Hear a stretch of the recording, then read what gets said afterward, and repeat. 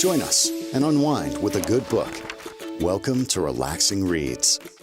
Hi, I'm Deb in Halifax. Hey, it's Simone in Vancouver. Hi, it's Tanya in Edmonton. Simone, how are you feeling? Yeah, what did you drink or what? Yeah, I recently got really sick from drinking the Silk almond coconut milk, the one that's been making all the news with the recall. Woke up in the morning and I was like, I'm going to make myself a smoothie. And it was the almond coconut milk with the protein, put it in with a banana, drank it. And then that evening, I had the worst abdominal pains. I've never felt like this. And I've gone through childbirth and I was like, what is happening to my body that it hurts this much? And I was in a meeting. It was like an evening meeting and I had to just get out of there really fast because I just was in so much pain. And I was like, hey guys, I got to go pick my son up from baseball, even though I didn't. But I was like, I need out of here. And I went home. I just laid down and my husband's like, what did you eat today? And I was like, nothing that you guys didn't eat. I didn't get any takeout or fast food or anything. So I was like, I didn't eat anything bad today. I couldn't place it. And then that night, it just got worse. And so I was going to go to the hospital, but I looked up the ER wait times because the website, and it was like an 11-hour wait. And I was like, well, I'm not going to go sit there in this much pain. I'd rather just, sit at home and then go to the doctor in the morning. And as I was getting up in the morning, after I barely slept all night, my husband was about to go to the gym and then he walks into the room holding the carton and he goes, hey, you should probably throw this out. He goes, I just saw on the news there's a recall for it. I was like, what? And then right away it triggered what it was because I had only had it that morning, but I didn't think that could have been a culprit. You always think about did I touch meat to something? What did I do? Yeah. Right? I looked it up and yeah, that's what it was. And as soon as I posted on my social media saying, I don't know what was wrong with me, this was it. I had 4 or 5 people message me back saying they experienced something similar.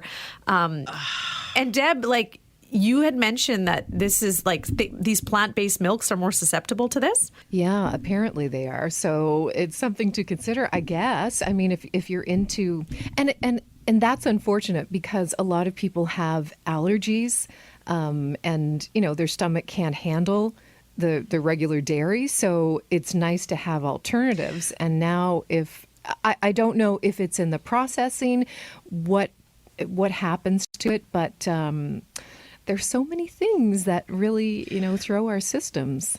I started drinking oat milk just because I drink a lot of coffee and I don't like almond milk because coffee and almonds don't go together for me. And so I've been doing that, but I get annoyed because the packaging of it, I don't use oat milk for anything else other than my coffee. And I just have a little bit, but it says, once it's opened, consume within 7 days, right? 7 days. And it doesn't matter what the expiry date is, right? Yeah, it'll stay there forever until you open it. So I find I just flushed a lot of it down the sink because I don't drink it. Right? Yeah. I don't drink enough of it in a week to get through it. And I'm like, why can't they make little... But yeah, I juice box sized cartons. Yeah, well, you can buy the little Tetra packs, juice box and 3-packs. But it's 5 something, you know, for which I guess I do that and I bring it to work. I mean... I only do it because sometimes I have sensitivities to milk, and sometimes I think but more about maybe I shouldn't be drinking milk, Yeah. So I sort of made the choice of doing that. And I actually do feel better not having milk in my coffee. I do too. You never notice it when you're younger. You just kind of have it and drink it. And now it's I will skip the dairy. I will not have milk. I will sometimes have yogurt. I'm still not even a big yogurt person, but I will have the cheese. If there is cheese around me, so if I'm picking and choosing what form of dairy I'm having, it's going to be the cheese. And ice cream. Don't forget. Yes. Oh, I know. Sorry, I love ice cream. Sometimes me too. But is it really dairy? Yeah, there's another question. And then there's you get the craft stuff and pay a huge amount of money for it. We have Kind here, which is awesome. We have Made by Marcus, all these little small batch ice cream places. Oh my! Ooh. One is 4 blocks from my place. I can just and then there's the conversation around we don't buy a lot of ice cream for us because we will just eat it. We'll often buy stuff for the kids. And then my husband went to Costco and he bought those Haagen-Dazs bars. And then I was like, oh, these are good. And there's only 9 in there, so we put them in the downstairs freezer where the kids don't go. And I'm like, because if they start eating them, they'll be gone tomorrow. And I'm like, whereas we like to kind of save it for the weekend or whatever. And so we just go down there. And then sometimes you have that parent guilt. We're like, oh my God, we're eating this ice cream secretly when they go to bed. But I'm like, at the same time, they've had enough treats today. They've gotten their fair share. This is mommy daddy treats. I think you deserve like a mommy daddy cupboard with snacks or freezer, fridge, whatever. And it's off, to the kids. It's just for you. And I always say sometimes, I'm like, it's a part of adulting, right? Like we can regulate what we eat when we eat it. I'm like, we put a box of cookies in the pantry. Like those cookies are gone in 3 days. I'm like, you guys, you can't regulate how much to eat and not to eat. And sometimes we can't either. But still, it's like, you have the little secret stash and then it's going to be there for when you want it. Yeah. And how wonderful. Like when Atlas baked those cookies, you guys, were you like, Atlas, yes. When he baked the cookies? Oh my gosh. Okay. Then I wanted cookies. I know. It's like, oh. Well, good to be back here with you after another great read. I'm so happy we chose this one to lead with this month. Yes. So our latest read, It Ends With Us by Colleen Hoover. It takes us through Lily Bloom's emotional journey as she navigates relationships with Atlas, her childhood love, and Ryle, her husband, who has shown abusive behavior. The story explores the complexities of Lily's connections, her inner turmoil, and her determination to break the cycle of abuse for her daughter's well-being. And as she confronts the harsh realities of her marriage, she resolves to prioritize her child's safety and embark on a path of healing, ultimately seeking the nurturing love that she deserves. And this novel was inspired by the author's own parents and her upbringing. And it has spent 157 weeks now on the New York Times paperback trade fiction bestseller list. So it is one of those tough stories to share, but it's a very important one as well. And I found myself very emotional at different points. And I guess it was because of this particular story and the characters, but also I think thinking about other women, other families who've gone through something similar. How about you ladies? Yeah, I mean, this book has been everywhere. I've seen so many friends, like I think it was more like last year into this year, posting about reading it. And I was always curious about it, but I was like, I don't know what that's really about. And I had no idea this is what it was about. I just saw it everywhere. And then when we decided, this was going to be our book, because of course the movie comes out, I was like, let's see what this is about. And it was really captivating. And I had no idea this was about the author's family. I didn't go to the back of the book. Sometimes I do. Sometimes I like to read the author notes and this and that first, but this time I didn't. And I was shocked to learn all that. And I think it's an important topic. To be discussed. And it's so interesting, the way it was put together and how it all ended. And it you're right, Deb, it just makes you feel really emotional while on this journey of reading it. Yeah. And I think, Simone, I was like you, I sort of knew about these books or this book, but I didn't, it was not on my radar. Like, I don't know what I thought it was. I guess I just thought it was a summer romance, I thought it was pretty light. And I went, yeah, you know what, I'll get to that. But it's interesting because I was visiting at a friend, like, gosh, maybe I think around Christmas. And she's an avid reader and she gave me 3 books. And so those 3 books were It Ends With Us, It Starts With Us, and then I think September or something. And she's like, you got to read these books. These are great. And I'm like, oh, yeah, sure. Yeah, I guess I will. And so when we decided to read this book, I was like, wow. So I went and dug through all my stuff and grabbed the book, and now I want to read more. But I didn't know that the subject matter was so intense, and I didn't know that it was about the author's childhood. And I'm reading this book, and I felt exactly like what the author through Lily was talking about, which is, it is so easy for someone who is not in an abusive relationship to say, get out already. What are you waiting for? Like, what are you waiting for? It's plain as day. It's written on the chalkboard. Just leave him. And it isn't that simple when you love somebody like that. Mm-hmm. And I learned that through this book, that it's an outsider looking in has no idea what's going on in a relationship. And I don't personally know an abusive relationship. I know that my sister went through a bad relationship of just the guy being an asshole.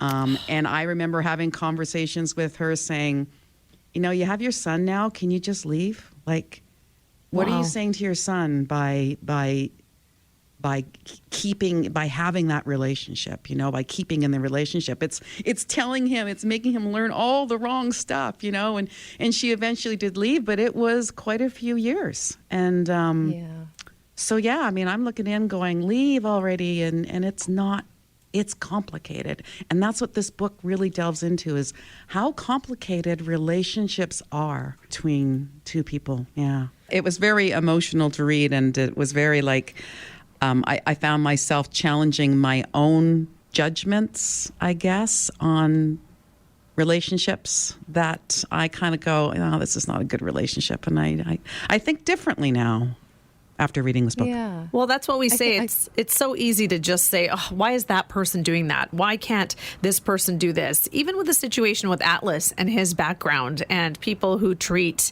homeless people or look down on people who are down on their luck. Well, everyone has a story. Everyone has a situation. And sometimes you can have those moments where you feel like you're passing judgment, but then you really have to look back and be like, okay, you know, like this, you don't know someone's story or what they're going through, and you don't know your story, and your story could change within a day. So really, it's like you don't know what life is going to throw at you. One moment you could think life is perfect, the next moment it could crumble apart. And that's the interesting thing in this book, when it's like everything can change in 2 minutes. Everything can change in 15 minutes. Everything can change. We just don't know what the future holds for us. And that is the scary part too, is when things are humming along, you just don't know what could happen. And again, someone's situation, like you look at the characters, obviously 3 main characters, Lily, Ryle, and Atlas, and look how Atlas's life turned around, right? Mm-hmm. So you shouldn't really judge.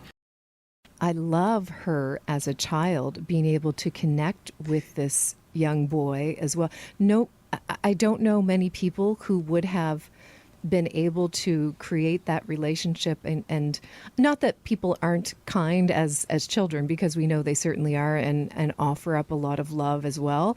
But the way she just stepped in right away to take care of this person was just, warmed my heart so much, and that she found an even bigger connection once she got to know him. Yeah. And I love how I love how Lily, you know, as a 15-year-old, 16-year-old girl, how she's putting her thoughts in her journal, and her journaling, is writing letters to Ellen DeGeneres. She never ever sends them, but she writes the letters, right? And I'm like, I mean, I tried to keep a journal and I lost interest, but maybe if I was writing, fake writing to somebody as if they're my confidant, you know, I could get a lot of stuff out. So I think it was a really cool how Colleen, the author, kind of wrote Lily at that age, and we got to know her and what was going on between her and Atlas, and what was going on between her parents, and everything in this kind of beautiful letter to herself, but letter to Ellen. And I really liked reading that part of the book, because I really got into it, and I started thinking about love. And you know, love is so different at our stages of our lives, right? There's that love that you have as a kid, you know, love that you have as a teenager, adolescence, all that kind of stuff. Younger love, 23, 24, 25, where you don't really know anything, but you think you know everything. And then you get older, and you find, you know, a different kind of love that is more mature, and all of them have a place in our lives. And I kind of relived a little bit of you know, my 16, 17-year-old self through Lily. I never knew a homeless guy, but you know, I had a lot of crushes on guys. And I just loved sort of that, you know, I loved that whole relationship between her and Atlas. Yeah. Did either of you keep a diary? Yeah, it's interesting it was to Ellen, because most of us would just be like, Dear Diary, and you're just speaking to this like your book, which is a character. But Yeah, I kept like a journal. I still have it, and this was when I had my first crush, and I would write poems about him and write things, and it's just there. Like when I go to my mom's house, it's still there, and like sometimes I'll flip through it because you forget. I think the stuff she went through life. Her experience was very traumatic for Lily, so maybe sometimes you block things out, or you have a select memory of things. But if you've written it down, going back and reading it really takes you back to that younger person. Like I wrote those things when I was 14. I'm almost 44. So it takes you back 30 years where you're like, little Simone was having all these big feelings that she didn't know what to do with at that time. Whereas now, like you say, Tanya, you get older, you're more sure of yourself, expressing yourself, your feelings. We're getting to the age where we have no filter and we're not scared to hold back and say what we want to say. Whereas then you're like, I don't know what to do. I'm keeping it all inside. So the journal is kind of like the outlet, right? Yeah. I did have a journal when I was quite young. I guess I probably would have been 11 or 12, and it had the little lock and key. And of course, you could easily open it without a key. And I kept it in my room. And I remember my brother would, try to open it and read through it. Not that I had anything very exciting. But I also kept it was in high school, and I recently came across it. It was just a daily calendar with, events going on in school, trips, and all kinds of stuff related to, I guess it was grade 11 or grade 12. And I had little hearts beside a couple of names. I'm like, that was such a great day. Oh, I can't wait for the dance. And there was like a weekend trip here and there with friends. And I kind of forgot about some of those events or moments. Not that they were really major, and not that I actually met up with this boy to have a dance and talk and whatever. But just the fact that I kept their name and their initials. Beyond that, there wasn't a lot of exciting things happening in high school, but I thought there were a couple of cutesy things. I didn't pour myself out like I thought maybe I did, but it is interesting to come across them. But like I say, I look at that journal and sometimes I'm like, maybe I just get rid of it. Like, what's the point of it? Like, what if something happens to me, like who's going to read it and who's going to go through it? Is it my time to just destroy it now? And that was why in the book, when you see that situation play out where Ryle, I always want to call him Kyle because Ryle is such a unique name. Yes. Ryle reads her journal, and it's such an invasion of privacy. And that's one thing I couldn't understand.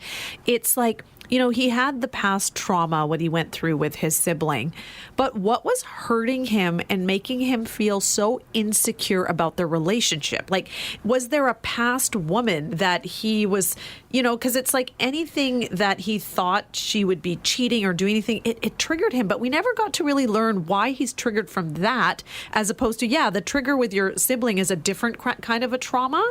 But then it's like you're freaking out about all these things with her. So it could have been maybe around the loss. Like he just doesn't want to lose her because he's lost someone important and he loses it. But it was scary. I was hoping the novel wasn't going to go that direction, but then it's exactly where it took us. And I was reading, I actually pronounced his name as Riley in my head, and I don't know why, because I didn't like Ryle. But anyway, so Ryle, so many parts, like getting up to the middle of the book, I'm like, I just don't like this guy. He's possessive. What is this manipulative behavior? Why is he so controlling? Because that just gives me red flags all over the place. And I'm just, so I didn't like it. And I'm like, what's going to happen at the end of this book? Is he going to turn around? And then you find out that he had this traumatic experience, and he's been in therapy since he was 6 years old. But then rewrite Simone, like what really made him tick? Why did he have this blinding anger where he almost blacks out and doesn't even know what he's done? There's a part in the book where he says to Lily, he says, I'm supposed to be the one who will protect you from the monsters.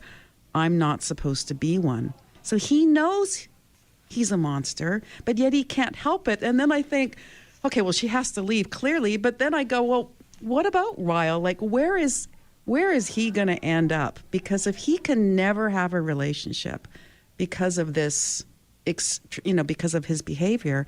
What is his future going to be like? I don't know. I didn't like him from the beginning, and then the whole oven scene with oh my God. Yeah, and there's something about being confident, but he was coming in being like, do you want a one-night stand? Can we just hook up? And I was like, that is not an opening line. Like, lead with being sexy, and like maybe it might happen for you if you're just attractive and you can come across that way. But he was just so like abrupt. And then I was like, that's not attractive at all. Like, he just wants to, like, hook up with her one time and not talk to her again. It was nice that he was kind of coming to and growing to learn to have a relationship and all this. But then, he ruined it all. And it's like when you get to the end of the book and there's that moment at the hospital and he realizes, like, he's got to let her go because like, how many chances do you give? And it was like that one line in the book that said, people spend so much time wondering why the women don't leave. Where are all the people who wonder why the men are even abusive? Like, where is the blame needs to be placed there? Like, where do we undo that? Yeah, I have to admit that while I didn't like his character, he did remind me of a lot of guys, a lot of men that I have been attracted to, with the arrogance, I later found out it was arrogance and not confidence, and the controlling, the narcissist that was in them that came out later in full force. So I found him charming at times, and I'm like, oh my God, that was the guy that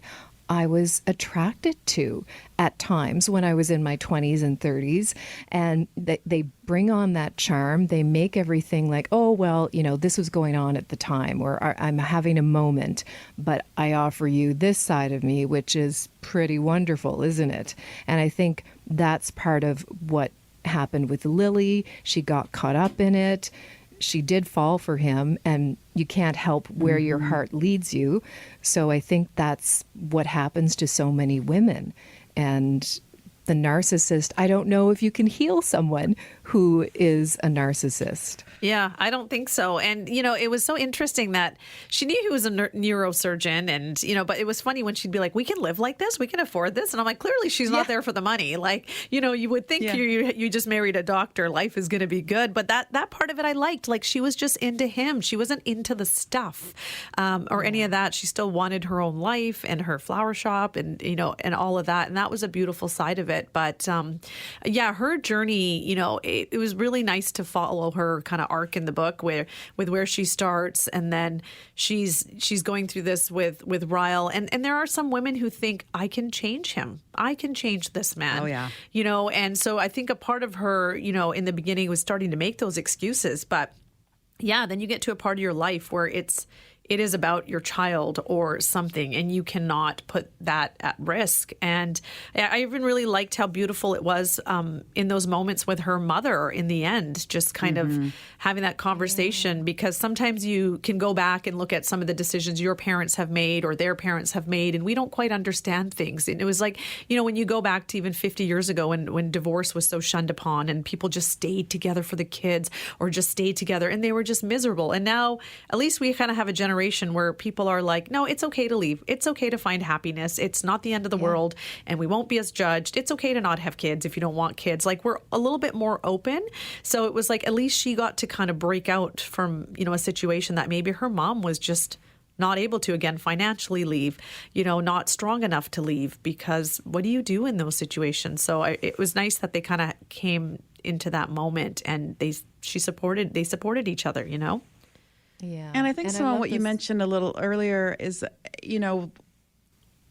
everybody talks about, why doesn't she leave? Why doesn't she leave? And nobody says, why doesn't he quit hitting her?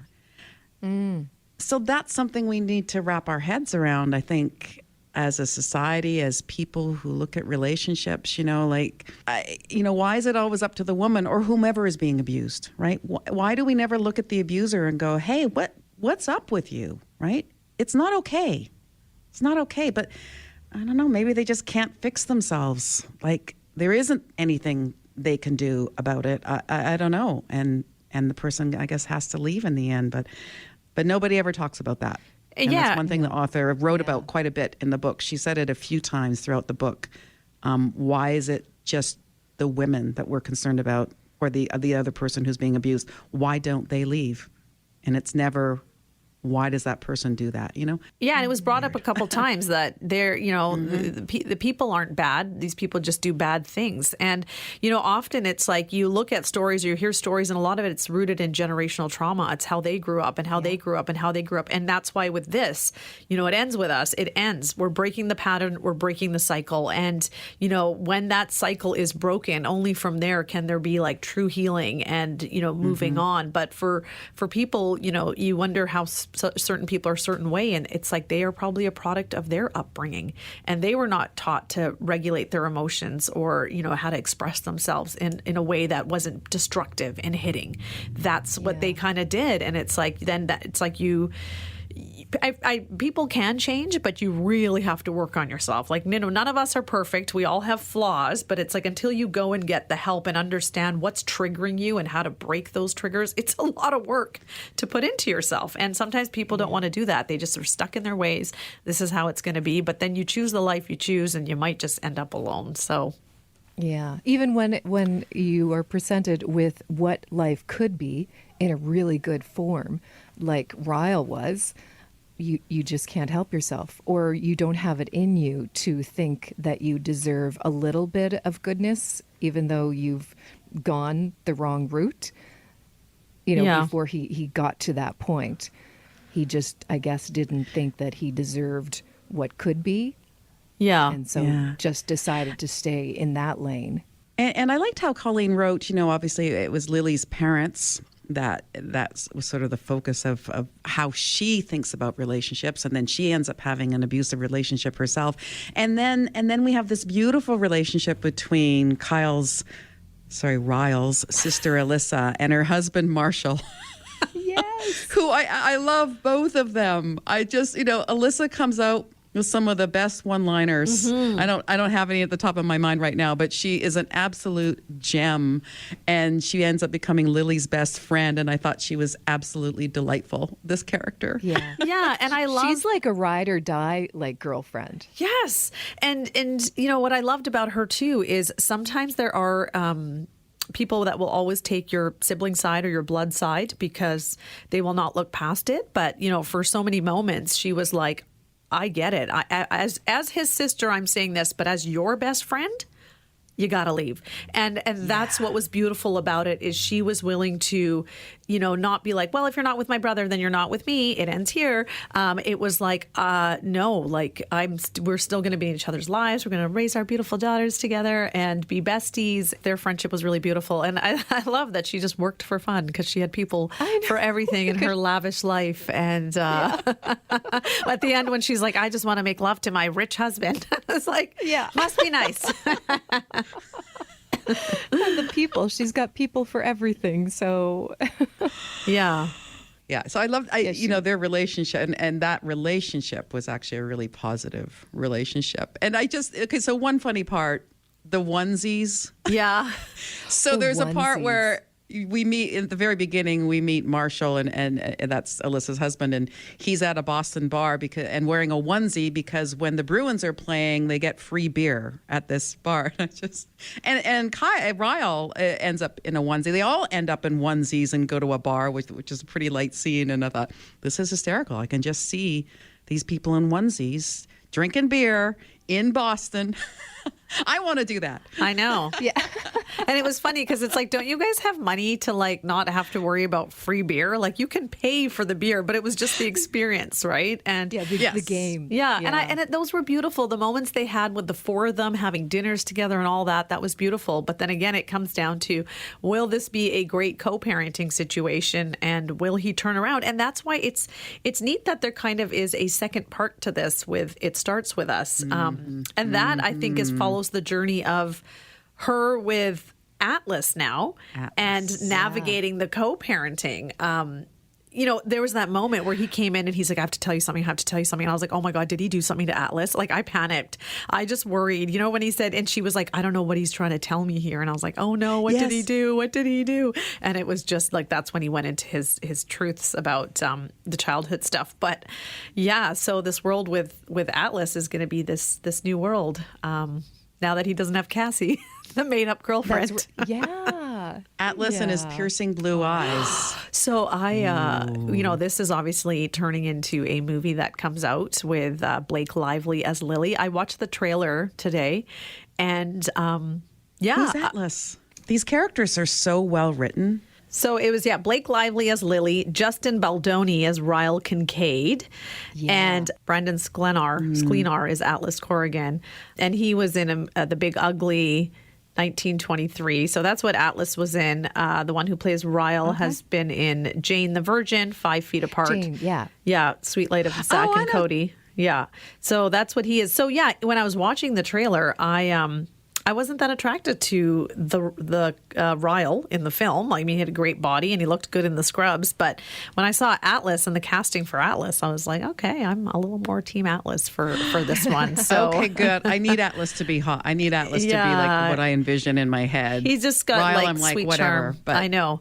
Like the passion with Ryle and the love story there is so amazing. They have those magical moments, but it's like so sweet and innocent and pure with Atlas. And like they always say, you should marry your best friend. And they had that best friend foundation. It wasn't based on just a passion and like that connection. It was deep. So the movie is coming out August 11th. Really looking forward to catching that. And I really think we should add It Starts With Us to the list, because then we will get a little bit more on the Atlas and Lily relationship. Lily romance. Yeah.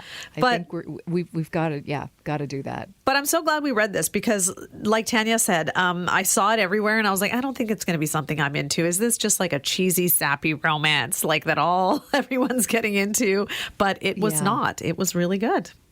I think it will be an eye-opener for a lot of people who might think about reading it. And we, of course, recommend that you do. Yeah.